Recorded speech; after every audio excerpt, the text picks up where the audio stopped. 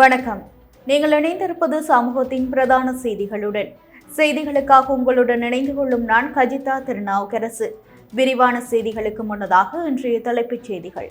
கட்டுநாய்க்கு அதிவேக நெடுஞ்சாலையில் அறிமுகமாகும் புதிய வசதி, பயணிகளுக்கு குட் நியூஸ்.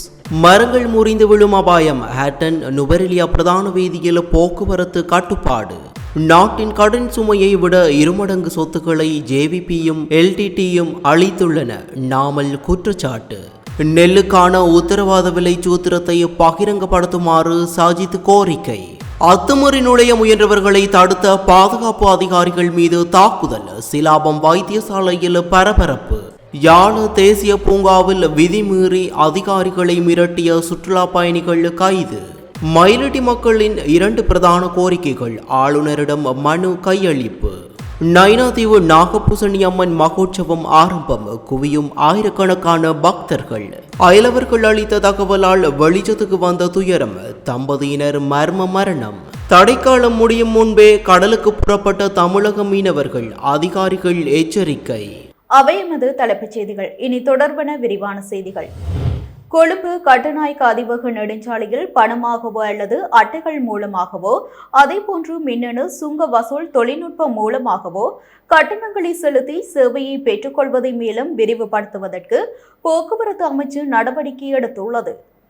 இதற்கமைய இந்த வசதிகள் குறித்த விழிப்புணர்வு நடவடிக்கைகள் இன்று முன்னெடுக்கப்பட்டன. கொழும்பு கட்டுநாய்க்கு அதிவேக நெடுஞ்சாலையில் கட்டணங்களை செலுத்துவதற்கு பணம் அல்லது அட்டைகளை பயன்படுத்துவதோடு மின்னணு சுங்க வசூல் முறையையும் பயன்படுத்த வசதிகள் செய்யப்பட்டுள்ளன. இடிசி வசதிகளை பயன்படுத்துபவர்களுக்காக நுழைவதற்கும் வெளியேறுவதற்கும் பிரத்யேகமான தனி வழிகள் ஒதுக்கப்பட்டுள்ளதால் எவ்வித தாமதமுமின்றி நுழைந்து வெளியேறும் வசதியும் ஏற்படுத்தி கொடுக்கப்பட்டுள்ளது. அத்துடன் இடிசி வசதியை பயன்படுத்துபவர்களுக்கு ஒவ்வொரு பயணத்தின் போதும் நிர்ணயிக்கப்பட்ட கட்டணத்திலிருந்து 10% கட்டண கழிவு வழங்கப்படும். தற்போது பேலியகொட, கெரவலப்பிட்டிய, ஜாயில மற்றும் கட்டுநாய்க்கு ஆகிய இடமாற்றல் மையங்களில் இடிசி மூலம் கட்டணங்களை செலுத்த முடியும் என்பதோடு எதிர்காலத்தில் கடவத்தையில் இருந்து வெளிவட்ட வீதியூடாக கட்டுநாய்க்கு அதிவேக நெடுஞ்சாலைக்குள் நுழையும் வாகனங்களுக்காக கடவத்தை இடமாற்றல் மையத்திலும் இந்த வசதியை வழங்குவதற்கு நடவடிக்கை எடுக்கப்படும் என அமைச்சர் குறிப்பிட்டுள்ளது. இதேவேளை எவ்வித தடங்களுமின்றி இடிசி வசதியை பயன்படுத்துவதற்காக நுழைவு மற்றும் வெளியேறும் புள்ளிகளில் மணித்தியாலத்திற்கு 15 கிலோமீட்டர் வேகத்தை பேணுமாறும், முன்னால் செல்லும் வாகனத்திற்கும் தமக்கும் இடையில் 20 மீட்டர் இடைவெளியை பேணுமாறும் வீதி அபிவிருத்தி அதிகார சபை சாரதிகளை கேட்டுக் கொண்டுள்ளது. பிடி கேஷ் அண்ட் கரி பிடி சூப்பர் ஸ்டோரின் கல்யாணி அன்னபூரணி பிராண்டில் அன்றாட வாழ்க்கையின் அனைத்து பொருட்களையும் ஒரே இடத்தில் பெற்றுக்கொள்ள பிடி கேஷ் அண்ட் கரி பாரிஸின் லாட்சப்பல். ஹேட்டன் நுவரெலியா பிரதான வீதியின் கொட்டகலைக்கும் பத்தனைக்கும் இடையிலான பகுதியில் ஒரு வழி பாதையாக மட்டுப்படுத்தப்பட்டுள்ளது.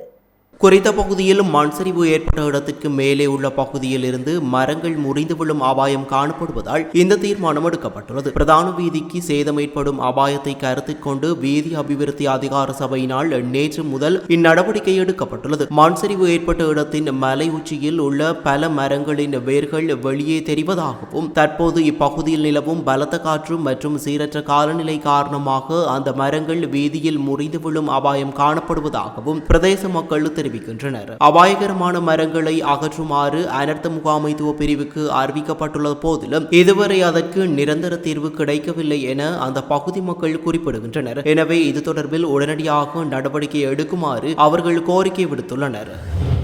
இலங்கையின் தற்போதைய உள்நாட்டு மற்றும் வெளிநாட்டு கடன் சுமையை விட 2 மடங்கு அதிகமான தேசிய சொத்துக்களை ஜேவிபி மற்றும் எல்டிடிஇ அமைப்புகள் கடந்த காலங்களில் அளித்துள்ளதாக பொதுஜன பெரமுனவின் தேசிய அமைப்பாளரும் நாடாளுமன்ற உறுப்பினருமான நாமல் ராஜபக்ச தெரிவித்துள்ளார்.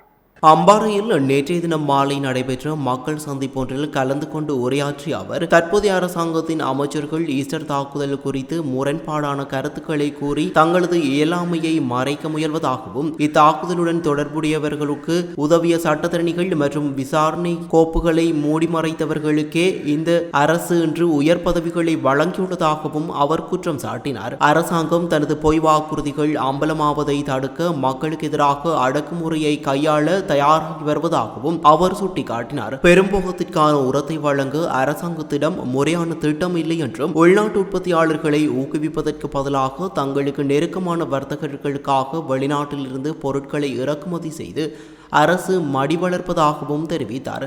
இதனால் நெல், காய்கறி, பழங்கள் மற்றும் கரும்பு விவசாயிகளும் சிறு மற்றும் நடுத்தர அரிசி ஆலை உரிமையாளர்களும் கடுமையான கடன் சுமையில் சிக்கி தங்களது வியாபாரங்களை மூடும் நிலைக்கு தள்ளப்பட்டுள்ளனர். அதேபோல் நாட்டை கட்டியெழுப்ப நிதி உருவாக்கப்பட்டுள்ளதாக கூறப்பட்டாலும் நாடாளுமன்ற குழுக்களில் அவ்வாறான நிதி எதுவும் இல்லை என்பதை அம்பலமாக்கியுள்ளதாக தெரிவித்த அவர் அரசாங்க கணக்குகளில் உள்ள பணம் தவறான கணக்குகளுக்கு செல்வதாகவும் சாடினார். சாதாரண மக்களின் வங்கி வைப்புகள் மற்றும் வரிகள் குறித்து கேள்வி எழுப்பும் அதிகாரிகள் அரசாங்கத்துடன் தொடர்புடைய பெரும் வர்த்தகர்களின் கணக்குகளுக்கு கோடிக்கணக்கான பணம் முறைகேடாக செல்லும் போது மௌனம் காப்பதாகவும் அதிகப்படியான வரிச்சுமையால் கிராமப்புற கடைகள் மூடப்பட்டு வருவதாகவும் அவர் தெரிவித்தார்.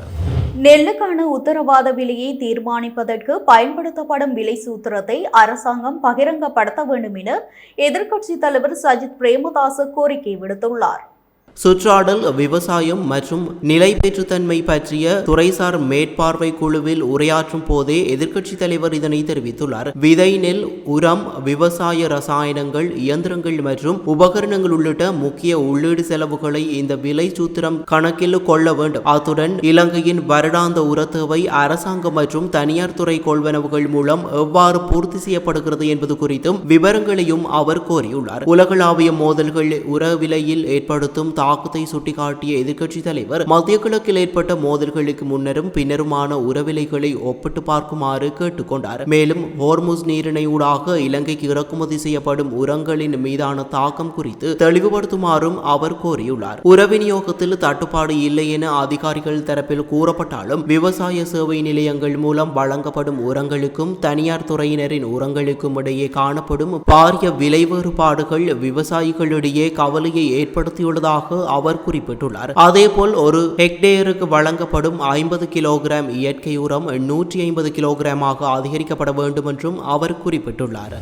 சிலாபம் பொது வைத்தியசாலையின் பாதுகாப்பு அதிகாரிகள் மூவர் மீது தாக்குதல் நடத்திய குற்றச்சாட்டில் மதுபோதையில் இருந்ததாக கூறப்படும் நபர்கள் 2 கைது செய்துள்ளதாக போலீசார் தெரிவித்துள்ளனர். தாக்குதலுக்குள்ளாகி காயமடைந்த பாதுகாப்பு அதிகாரிகள் மூவரும் வைத்தியசாலையில் அனுமதிக்கப்பட்டு சிகிச்சை பெற்று வருகின்றனர். வைத்தியசாலையில் தங்கி சிகிச்சை பெற்று வரும் நோயாளியொருவரை பார்ப்பதற்காக மதுபோதையில் 2 நேற்று ஞாயிற்றுக்கிழமை இரவு சென்றுள்ளனர். அவர்கள் வைத்தியசாலைக்குள் பலவந்தமாக அத்துமீறி நுழைய முயன்ற போது அங்கிருந்த பாதுகாப்பு அதிகாரிகள் அவர்களை தடுத்து நிறுத்தியுள்ளனர். இதன்போது இருதரப்புக்கும் இடையே ஏற்பட்ட கடுமையான வாக்குவாதம் பின்னர் மோதலாக மாறியுள்ளது. இதனையடுத்து இருவரும் பாதுகாப்பு அதிகாரிகள் மீது தாக்குதல் நடத்தியுள்ளனர். இச்சம்பவம் குறித்து சிலாபம் தலைமையக போலீசாருக்கு உடனடியாக தகவல் வழங்கப்பட்டதை தொடர்ந்து சம்பவ இடத்திற்கு விரைந்த போலீசார் சந்தேக நபர்கள் 2 கைது செய்துள்ளனர். கைது செய்யப்பட்டவர்கள் கரவிட்ட பகுதியைச் சேர்ந்த 34 மற்றும் 35 வயதுடையவர்கள் ஆவர். இந்த சம்பவம் குறித்து மேலதிக விசாரணைகள் நடைபெற்று வருவதாக சிலாபம் போலீசார் தெரிவித்தனர். இலங்கையின் மனை விற்பனை மற்றும் நிர்மாணத் துறையில் முதன்மை நிறுவனமான ப்ளூ ஓஷனை நாடுங்கள்.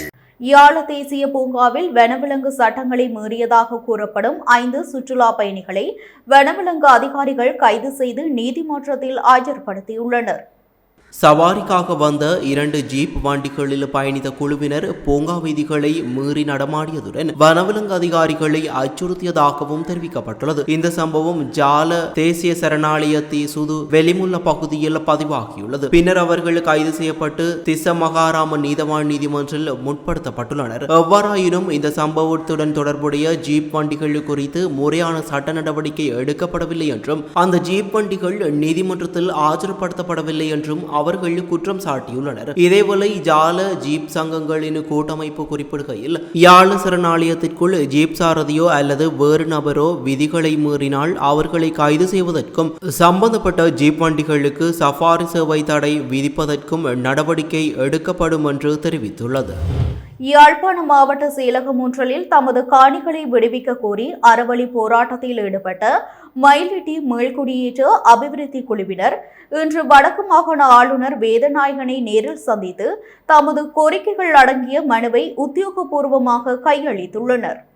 யாழ்ப்பாணம் வெளிவடக்கு பகுதியிலிருந்து மக்கள் வெளியேற்றப்பட்டு இன்றுடன் 36 வருடங்கள் பூர்த்தியாகியுள்ள நிலையில் தம்மை மீள்குடியேற்ற கோரி இன்றைய தினம் திங்கட்கிழமை யாழ் மாவட்ட செயலகம் முன்பாகவும் பலாலி சந்திக்கு அருகிலும் போராட்டங்களை முன்னெடுத்தனர். உள்நாட்டு யுத்தம் காரணமாக கடந்த 1990ஆம் ஆண்டு ஜூன் மாதம் 15ஆம் தேதி வெளிவடக்கு பிரதேச மக்கள் அப்பகுதிகளில் இருந்து வெளியேற்றப்பட்டனர். யுத்தம் நிறைவடைந்து 17 ஆண்டுகள் நிறைவடைந்த நிலையிலும் அப்பகுதி மக்கள் இன்னமும் மீள்குடியேற அனுமதிக்காது அப்பகுதி மக்களின் காணிகளில் ராணுவத்தினர் நிலை கொண்டுள்ளனர். இந்த நிலையில் தமது காணிகளில் இருந்து ராணுவத்தினரை வெளியேற்றி தம்மை தமது சொந்த இடங்களில் மீள்குடியேற அனுமதிக்க வேண்டும் என யாழ் மாவட்ட செயலகம் முன்பாகவும் பலாலி சந்திக்கு அருகிலும் போராட்டங்கள் முன்னெடுக்கப்பட்டன. இதன்போது தமது காணி விடுவிப்பு தொடர்பான கோரிக்கை அடங்கிய மகஜர் அரசு அதிபரிடம் கையளிக்கப்பட்டது. ஆளுநரிடம் சென்று மகஜர் கையளித்தனர். அத்துடன் பாராளுமன்ற உறுப்பினர்கள் மத தலைவர்களிடமும் மகஜர் கையளித்தனர். மயிலிட்டி மீள்குடியேற்ற அபிவிருத்தி குழுவினர் ஜனாதிபதியின் கவனத்துக்கு கொண்டு செல்வதற்காக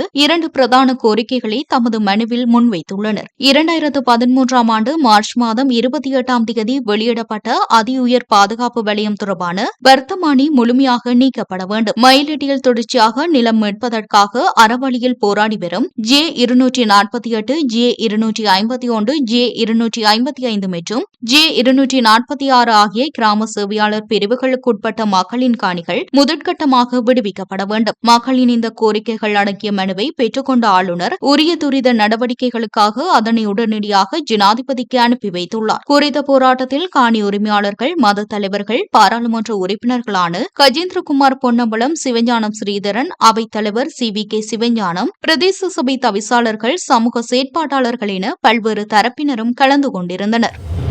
வரலாற்று சிறப்புமிக்க நயினாதீவு நாகபூசணி அம்மன் ஆலய வருடாந்திர மகோத்சவம் இன்றைய தினம் திங்கட்கிழமை கொடியேற்றத்துடன் ஆரம்பமாகிய நிலையில் ஆலயத்தில் 5 தலை நாகப்பாம்பு வாகனத்தில் கொடிச்சீலை எடுத்து வரப்பட்டது.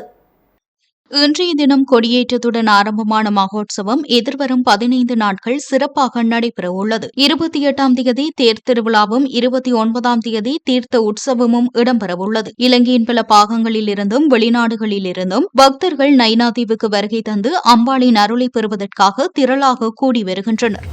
களுத்துறை புலத் சிங்கள போலீஸ் பிரிவுக்குட்பட்ட எகலோயா பகுதியில் உள்ள ஆடை விற்பனை நிலையம் ஒன்றின் மேல்மாடியில் வசித்து வந்த தம்பதியினர் மர்மமான முறையில் உயிரிழந்த நிலையில் சடலங்களாக மீட்கப்பட்டுள்ளனர். நேற்று ஞாயிற்றுக்கிழமை அக்கம்பக்கத்து மக்கள் வழங்கிய அவசர தகவலுக்கு அமைய சம்பவ இடத்துக்கு விரைந்த புலத் சிங்கள போலீசார் 2 சடலங்களை மீட்டு முதற்கட்ட விசாரணைகளை ஆரம்பித்துள்ளனர். இவ்வாறு மர்மமான முறையில் உயிரிழந்தவர்கள் எகலோயா பகுதியைச் சேர்ந்த 55 வயதுடைய பெண் மற்றும் அவரது கணவரான 65 வயதுடைய முதியவர் என உறுதிப்படுத்தப்பட்டுள்ளது. இவ்விருவரும் இணைந்து தங்களுக்கு சொந்தமான அந்த 2 மாடி கட்டடத்தின் கீழ்த்தளத்தில் நீண்டகாலமாக ஆடை விற்பனை நிலையம் ஒன்றை நடத்தி வந்துள்ளதுடன் அதன் மேல் மாடியிலேயே தங்களின் இருப்பிடமாக அமைத்து வசித்து வந்துள்ளனர். கடந்த சில நாட்களாக இந்த தம்பதியினர் வெளியில் வராமலும் அவர்களின் வியாபார நிலையம் திறக்கப்படாமலும் இருந்துள்ளது. இதனால் சந்தேகமடைந்த அயலவர்கள் அப்பகுதியில் உள்ள மற்றொரு உயரமான கட்டிடத்தில் இருந்து இவர்களின் வீட்டின் மேல்மாடியை பார்த்துள்ளனர். அதன்போது மேல்மாடியின் வெளிப்பகுதியில் குறித்த பெண் அசையாத நிலையில் விழுந்து கிடப்பதைக் கண்டு அதிர்ச்சியடைந்து உடனடியாக புலத் சிங்கள போலீஸ் நிலையத்திற்கு தகவல் வழங்கியுள்ளனர். அதனை அடுத்து இந்த துயரமான சம்பவம் வெளிச்சத்துக்கு வந்துள்ளது. சம்பவ இடத்துக்கு சென்ற போலீசார் வீட்டின் கதவை உடைத்து உள்ளே சென்று பார்த்தபோது கணவனும் மனைவியும் வெவ்வேறு இடங்களில் சடலங்களாக காணப்பட்டுள்ளனர். மேற்படி இருவரும் திட்டமிட்டு கொலை செய்யப்பட்டுள்ளார்களா அல்லது குடும்ப தகராறு காரணமாக ஏதேனும் விபரீத முடிவு எடுக்கப்பட்டுள்ளதா என்ற பல்வேறு கோணங்களில் புலத் சிங்கள போலீசார் தடயவியல் நிபுணர்களின் உதவியுடன் மேலதிக விசாரணைகளை தீவிரப்படுத்தியுள்ளனர். மட்டக்களப்பு மாவட்டத்தில் மோட்டார் சைக்கிள் திருடி சென்றவர்கள் பின்னர் அதனை மீண்டும் உரிய வீட்டின் வாசலிலேயே கொண்டு வந்து நிறுத்திய விசித்திரமான சம்பவம் ஒன்று பதிவாகியுள்ளது. மட்டக்களப்பு வாழைச்சேனை போலீஸ் பிரிவுக்குட்பட்ட ஓட்டமாவடி தபாலக வீதியில் உள்ள வீடொன்றில் நேற்று ஞாயிற்றுக்கிழமை நிறுத்தி வைக்கப்பட்டிருந்த மோட்டார் சைக்கிள் இருவரால் திருடப்பட்டிருந்தது. இந்த சம்பவம் அப்பகுதியில் பொருத்தப்பட்டிருந்த CCTV கேமராக்களில் பதிவாகியிருந்ததுடன் அதனை அடிப்படையாக கொண்டு திருடர்களை கைது செய்வதற்கான தீவிர விசாரணைகள் மற்றும் தேடுதல் நடவடிக்கைகளை வாழைச்சேனை போலீசார் முன்னெடுத்து வந்தனர். இந்நிலையில் இன்று அதிகாலை அதே மோட்டார் சைக்கிளை திருடி சென்ற நபர்கள் மீண்டும் அதே வீட்டின் வாசலிலேயே கொண்டு வந்து நிறுத்திவிட்டு சென்றுள்ளனர். வைத்துள்ளனர். காலை வீட்டு உரிமையாளர் வெளியே செல்ல முற்பட்டபோது திருடப்பட்ட தனது மோட்டார் சைக்கிள் அதே இடத்தில் இருப்பதை கண்டு அதிர்ச்சியடைந்துள்ளார். மேலும் மோட்டார் சைக்கிள் மட்டுமன்றி அதன் ஆவணங்கள் மற்றும் தலைக்கவசம் ஆகியவையும் எந்த சேதமும் இல்லாமல் வாகனத்துடன் சேர்த்து வைத்துவிட்டு சென்றுள்ளதாக தெரிவிக்கப்படுகிறது. இந்த விசித்திரமான சம்பவம் அப்பகுதியில் பெரும் பேசுபொருளாகியுள்ளது. வாலிச்சேனை போலீசார் இது தொடர்பாக மேலதிக விசாரணைகளை மேற்கொண்டு வருகின்றனர். நுவரெலியா ஆக்கரப்பத்தனை போலீஸ் பிரிவுக்குட்பட்ட ஆட்லோ தோட்டத்தில் உள்ள ஆற்றிலிருந்து முதியவர் ஒருவரின் சடலம் இன்று காலை மீட்கப்பட்டுள்ளது. இவ்வாறு சடலமாக மீட்கப்பட்டவர் 74 வயதுடைய இரு பிள்ளைகளின் தந்தையாவார். இவர் நேற்று மாலை 7 மணி அளவில் தனது வீட்டிலிருந்து வெளியேறியுள்ளார். நீண்ட நேரமாகியும் அவர் வீடு திரும்பாததால் உறவினர்களும் தோட்ட மக்களும் இணைந்து அவரை தேடும் நடவடிக்கையில் ஈடுபட்டனர். தேடுதலின் போது வீட்டிலிருந்து சுமார் 500 மீட்டர் தொலைவில் உள்ள ஆற்றில் அவர் சடலமாக கண்டெடுக்கப்பட்டார். காணாமல் போயிருந்த முதியவர் ஆற்றில் சடலமாக கண்டெடுக்கப்பட்ட சம்பவம் அப்பகுதியில் பெரும் சோகத்தை ஏற்படுத்தியுள்ளது. சம்பவம் குறித்து அக்கரப்பத்தனை போலீசார் மேலதிக விசாரணைகளை மேற்கொண்டு வருகின்றனர்.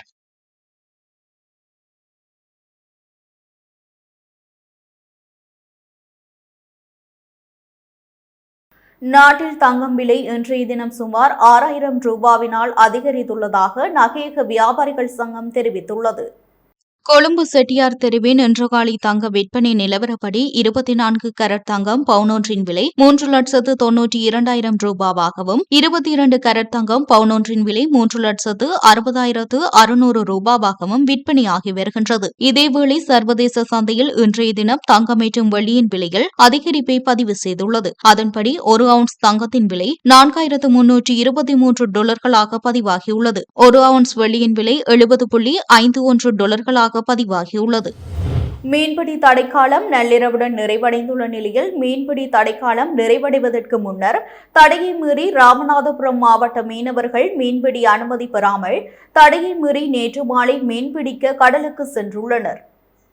அனுமதியின்றி மீன்பிடிக்க சென்ற விசைப்படகுகள் மீது நடவடிக்கை எடுக்கப்படும் என மீன்வளத்துறை அதிகாரிகள் எச்சரிக்கை விடுத்துள்ளனர். தமிழக அரசால் அறிவிக்கப்பட்டுள்ள மீன்பிடி தடைக்காலம் ஏப்ரல் 15ஆம் தேதி தொடங்கி ஜூன் 14ஆம் தேதி நள்ளிரவுடன் நிறைவடையும். அதன் அடிப்படையில் இந்த ஆண்டுக்கான 60 நாள் மீன்பிடி தடைக்காலம் கடந்த ஏப்ரல் மாதம் 15ஆம் தேதி தொடங்கி இன்று நள்ளிரவுடன் நிறைவடைந்துள்ள நிலையில் ராமநாதபுரம் மாவட்டம் ராமேஸ்வரம் மண்டபம் பகுதியைச் சேர்ந்த 500க்கும் மேற்பட்ட மீன்பிடி விசைப்படகுகளில் 10,000க்கும் மேற்பட்ட மீனவர்கள் தடையை மீறி தமிழக அரசால் வழங்கப்படும் மீன்பிடி அனுமதி சீட்டு பெறாமல் நேற்று மாலை கடலுக்கு மீன்பிடிக்க புறப்பட்டு சென்றனர். மீன்பிடி தடைக்காலம் அமலில் உள்ள போது அனுமதி சீட்டு இல்லாமல் மீன்பிடிக்க சென்ற விசைப்படகுகள் சோதனை செய்யப்பட்டு அனைத்து விசைப்படகுகள் மீதும் நடவடிக்கை எடுக்கப்படும் என மீன்வளத்துறை உதவி இயக்குநர் தெரிவித்துள்ளார். 60 நாள் மீன்பிடி தடைக்காலம் அமலில் இருந்ததால் ராமேஸ்வரம் மண்டபம் பாம்பன் உள்ளிட்ட மீன்பிடி துறைமுகங்கள் வெறிச்சொடி காணப்பட்ட நிலையில் தற்போது மீன்பிடிக்க மீனவர்கள் கடலுக்கு சென்றதால் பரபரப்பாக காணப்பட்டது.